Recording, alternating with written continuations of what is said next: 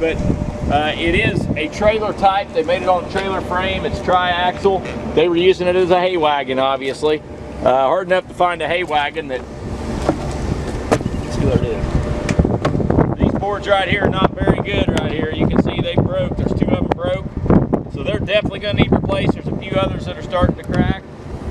Right here, there's another one.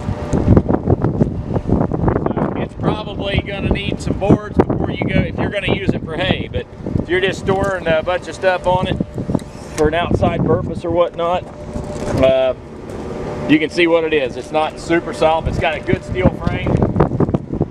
Ladder rack. You're going to buy an Absolute on Tractor House auction. Obviously, there's no title.